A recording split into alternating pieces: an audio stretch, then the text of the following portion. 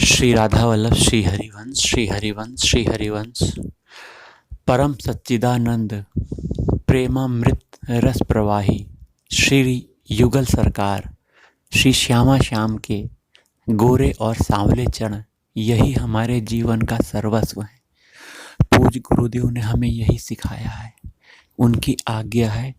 इन्हीं गोरे और सांवले चरणों को हमें पकड़ लेना है। हमारे साधन यही चरण हैं और साध्य भी यही चरण हैं। हमें कहीं और कुछ नहीं सोचना है, कुछ विचार नहीं करना है। गुरु आज्ञा में अगर हमने अपने इस जीवन को बिता लिया तो हमें वह परम पद प्राप्त होगा जो बहुत दुर्लभ है, बहुत दुर्लभ है। क्योंकि यहाँ तक बहुत बड़े बड़े सिद्धों को की पहुँच नहीं होती, परमहंसों की पहुँच नहीं होती। श्री राधा कृपा के द्वारा ही हमें यहाँ पहुँचा जा सकता है। कहाँ पहुँचा जा सकता है, किसकी बात हम कर रहे हैं? वृंदावन नित्य विहार लीला। नित्य वृंदावन में जो दिव्य लीलाएं हो रही हैं, वहाँ हमें प्रवेश प्राप्त हो सकता है केवल और केवल श्री राधा रानी की कृपा से। इसलिए हमें नित्य श्री राधा नाम का जाप करना चाहिए, श्री राधा चरणों में प्रीति करनी चाहिए, उनके नाम से प्रीति करनी चाहिए। उनका नाम हमारा हमसे कभी ना छूटे। जीवा पर, मन पर, हृदय पर, बुद्धि पर, समस्त जगह राधा नाम की छाप होनी चाहिए। राधा नाम के प्रभाव से हमें सब कुछ मिल सकता है। वह परम दिव्य पद प्राप्त हो सकता है जो बहुत दुर्लभ है और बहुत सीमित लोगों को ही प्राप्त होता है। विशेष कृपा पात्रों को ही यह पद प्राप्त हो सकता है। अगर एक साधारण मनुष्य की बात कही जाए, साधारण मनुष्य को भी वह अधिकार प्राप्त हो सकता है जो बहुत बड़ा ज्ञानी, बहुत बड़ा तपस्वी, बहुत बड़ा योगी है। बस उसे अपने चित्त को, अपने मन को, बुद्धि को सभी जगह से हटा के, सभी जगह से ममता को हटाकर श्री राधा रानी के चरणों में, युगल सरकार के चरणों में, वृंदावन के आश्रित होकर, वृंदावन के दिव्य रसिक संत महात्माओं की शरणागति लेकर वह दिव्य पद प्राप्त कर सकता है जो बहुत दुर्लभ है। तो हमें अब करना क्या है? हमें अपने इस मनुष्य जीवन को प्राप्त करके अपने आप को बहुत कृपा पात्र मानना है। यह कृपा हुई कैसे? क्योंकि अनेक जन्मों से हम भटक रहे हैं, कभी इस योनि में, कभी उस योनि में हमने दुख ही दुख भोगा है। इस मनुष्य जीवन को हमें भगवान की कृपा से मिला है, क्योंकि इससे पूर्व हमने 83,99,999 जन्म लिए हैं। इन जन्मों के बाद भगवान की कृपा से, हमारे कोई ऐसे कर्म नहीं थे, भगवान की कृपा हुई तब जाके मनुष्य जीवन प्राप्त हुआ है। और यह मनुष्य जीवन बहुत दुर्लभ है। दुर्लभ क्यों है?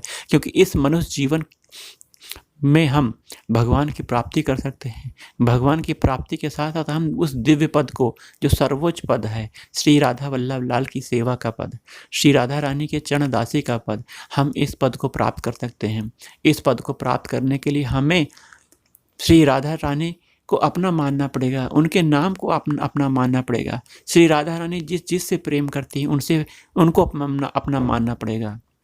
श्री राधा रानी का घर क्या है? श्री राधा रानी का घर श्री वृंदावन धाम है। आप प्रकट में जो वृंदावन धाम देख रहे हैं, यह नित्य धाम है। यह नित्य धाम है, ब्रह्मा जी का बनाया हुआ नहीं है। भगवान जब इस धरा धाम में प्रकट हुए तो दिव्य वृंदावन धाम यहाँ साक्षात प्रकट हुआ था। आप जो यह वृंदावन धाम देख रहे हैं, यह कभी नष्ट होने वाला नहीं है। इस वृंदावन धाम की रज की बहुत बड़ी महिमा है, क्योंकि इस रज में श्री राधा रानी के युगल के चरण, मेरे प्रभु श्री राधा वल्लभ लाल के चरण, दिव्य संत महात्माओं के चरण पड़े हुए हैं। तो इस यहाँ का एक एक कण बहुत पवित्र है और परम पद को प्रदान करने की सामर्थ्य रखता है। इस कण को शरीर में धारण करने से, सेवन करने से हमें वह दिव्य स्थिति प्राप्त होती है जो बहुत दुर्लभ है। बहुत बड़ी साधनाओं से हमें वो फल नहीं प्राप्त हो सकता है जो वृंदावन रज के प्रभाव से हम प्राप्त कर सकते हैं। तो हमें वृंदावन के रज का सेवन करना चाहिए, उसे अपने मस्तक पर, अपने शरीर पर धारण करना चाहिए, बहुत प्रीति करनी चाहिए। वृंदावन में जो भी आप पशु पक्षी देख रहे हैं यह बहुत ही दिव्य स्थिति के हैं। वृंदावन में श्री राधा रानी के घर में रह रहे हैं, तो वृंदावन में राधा रानी के घर में कोई ऐसा व्यक्ति नहीं रह सकता है जो राधा रानी के कृपा पात्र है, वही वृंदावन में रह सकता है। जो वृंदावन में आप बंदर देख रहे हैं, पशु पक्षी देख रहे हैं, सूअर देख रहे हैं, कुत्ते देख रहे हैं, ये सब बहुत दिव्य स्थिति में है। यहाँ तो ब्रह्मा भी लता पता बनने, धूल बनने की आशंका रखते हैं। उनकी चाह यही है ब्रह्मा जी की कि मैं ब्रज की लता पता बन जाऊं, ब्रज की धूल पड़ जाऊं, बन जाऊं, इस तरह की आशा ब्रह्मा जी रखते हैं, इस तरह की चाह है। तो देखिए वृंदावन के प्रत्येक व्यक्ति जो ब्रजवासी हैं वो भी भगवान के धाम के हैं, उनसे हमें बहुत प्रेम से व्यवहार करना है। वृंदावन के पशु पक्षियों के साथ बहुत ही नम्रता के साथ व्यवहार करना है, उन्हें किसी प्रकार का कष्ट नहीं देना है। सब में भगवान हैं ही, हम ये सब जानते हैं। हर जगह भगवान का वास है, हर जगह, चाहे पशु पक्षी में हो, चाहे मनुष्य में हो, चाहे जानवर में हो, चाहे पेड़ पौधे में हो, जड़ तीचन में, हर जगह भगवान व्याप्त हैं। हमें ये भावना करनी है और सभी जगह यह भावना करने के साथ साथ हमें युगल सरकार को भी वहाँ देखना है। हमारी यह भावना होनी ही चाहिए, क्योंकि सर्वम खलमिदं ब्रह्म, अर्थात सभी जगह ब्रह्म भगवान है, भगवान का वास है। जैसे आपने देखिए नरसिंह भगवान कहाँ से प्रकट हुए थे? खम्बे से प्रकट हुए थे। वो भक्त की भावना, प्रहलाद जी की भावना यह थी कि भगवान हर जगह हैं, खम्बे में भी हैं, तो भगवान ने यह दिखा दिया कि मैं खम्बे में भी हूँ और खम्बे से नरसिंह भगवान प्रकट हुए। आपकी भावना होनी चाहिए, जैसी आपकी भावना होगी भगवान वैसा रूप धारण कर लेंगे। भगवान अपने भक्तों के अधीन होते हैं, भगवान अपने भक्तों से बहुत प्रेम करते हैं। हमें वृंदावन में क्या करना है? वृंदावन में हमें वृंदावन की परिक्रमा करनी है, वृंदावन के नाम का जाप करना है, वृंदावन के रज का सेवन करना है, वृंदावन में रहने वाले दिव्य संत महात्माओं की सेवा करनी है। अगर उनकी चरण धूलि मिल जाए तो उनका सेवन करना है, उनकी आज्ञा का पालन करना है और अपनी वह उपासना जो युगल सरकार की सेवा प्राप्त हो सके वो उपासना हमें करनी है। तो हमें यह उपासना कैसे मिल सकती है? वृंदावन के आश्रित होकर, दिव्य रसिक संत महात्माओं के आश्रित होकर, उनकी गुरु आज्ञा पर चलकर, उनकी आज्ञा पर चलकर हमें यह सब मिल सकता है। वृंदावन का आश्रय अगर आप लेना चाह रहे हो, वास करना चाह रहे हो तो बहुत अच्छी बात है। अगर वास नहीं हो रहा है और दूर से आप वृंदावन के लिए तड़प रहे हो, कब मुझे वृंदावन में वास मिलेगा, कब मैं अपने घर जाऊँगा, ऐसे तड़पते तड़पते आप दूर में भी रहकर वृंदावन की याद में रो रहे हो, तो आप वृंदावन के आश्रित ही हो। तो वृंदावन में अगर वास मिल गया तो बहुत बड़ा भाग्य है, परंतु वास न मिलकर भी अगर आश्रित हो तो बहुत बड़े भाग्य के आप हकदार हो। वहीं आपको अपने दिनचर्या सुधारनी है, अपनी दिनचर्या में नित्य प्रतिपल भगवान की सेवा में लगे रहना है। आपकी सेवा मानसिक होनी चाहिए, क्योंकि मन ही भगवान चाहते हैं। आपका मन यदि भगवान का चिंतन कर रहा है, भगवान की लीला का गुणगान कर रहा है, वाणी का पाठ कर रहा है, वाणी पाठ में लग रहा है, भगवान के चरणों में मन लग रहा है, भगवान की सेवा में मन लग रहा है, तो यह मन बहुत ही सही स्थिति में है। अगर यह मन संसार में लग रहा है तो यह बहुत गलत स्थिति में है। हमें अपने मन को ही नियंत्रित करना है, मन को भगवान के चरणों में लगा लगा के, राधा नाम सुना सुना के, राधा नाम रट रट के हमें अपने मन पर नियंत्रण करना है। यह मन ही बहुत ही ऐसा आपका मित्र है या आपका शत्रु है। मित्र इसलिए है कि ये आपको परम पद तक पहुंचा देगा, भगवान की प्राप्ति करवा देगा। शत्रु यह है कि यह आपको नरक के भोग भी करवा देगा। तो मन पर ही नियंत्रण करके आप परम पद को प्राप्त कर सकते हो। तो हमें अपने उद्देश्य परम पद, भगवान की प्राप्ति, भगवान की सेवा, भगवान की प्रसन्नता के लिए हमें अपने मन का प्रयोग करना है।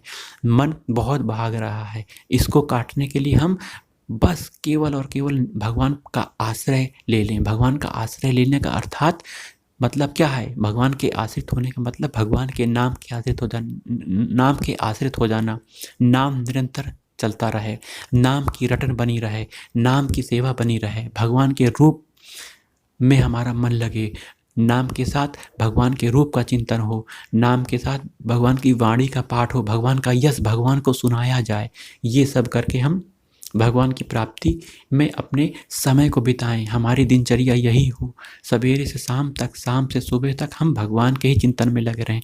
हमारा अन्य चिंतन ना हो। जो भक्त भगवान की इस प्रकार सेवा करता है, भगवान उसके सब कुछ करते हैं। भगवान का जो हो गया वो भगवान से सब कुछ प्राप्त कर लेगा। उसकी किसी प्रकार की कोई कमी नहीं होगी, ना आर्थिक कमी होगी, ना किसी प्रकार के कोई कष्ट होगा। अगर कष्ट होगा तब भी वह हंस खेल के जीत लेगा।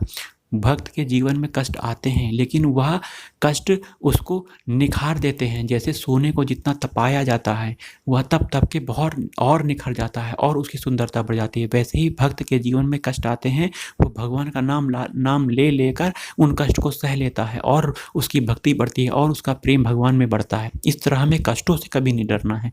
कष्ट जीवन में आएंगे, सामान्य मनुष्य के जीवन में भी आते हैं और भगवान के भक्तों के जीवन में भी आते हैं। बस फ़र्क यही है, जो भगवान पर आश्रित है भगवान उसे बहुत हंस खेल के निपटवा देते हैं। उससे किसी प्रकार का कष्ट नहीं होता, वो आनंद में उन कष्टों को भोग लेता है।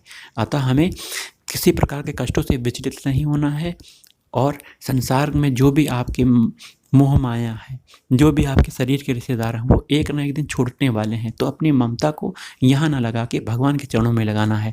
सेवा सबकी करनी है, चाहे आप पति धर्म से हों, चाहे माता पिता हों किसी के, चाहे आप किसी के पुत्र हों, चाहे किसी के भाई बहन हों, चाहे कहीं आपके अधिकारी कोई ना हो, चाहे आपका कोई व्यापार क्यों ना हो, सबका कर्म करना है, लेकिन भगवत भावना करते हुए।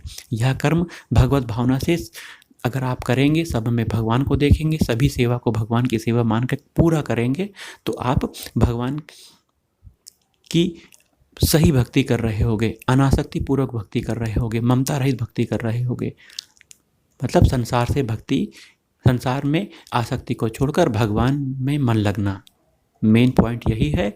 प्रेम आपका संसार में नहीं भगवान के चरणों में, आसक्ति संसार में नहीं भगवान के चरणों में, और व्यवहार संसार का हो रहा है शरीर से संसार में और मन से भगवान में। ये बात पकड़ लीजिए, शरीर से संसार के सभी कर्मों को करिए और मन से भगवान का चिंतन, भगवान की सेवा, भगवान का नाम। तो इस तरह हम अपनी इस साधना को बढ़ाएं और भगवान की कृपा को प्राप्त करने का प्रयास करें, क्योंकि ये जो दिव्य स्थिति है भगवान की कृपा से ही प्राप्त होता है।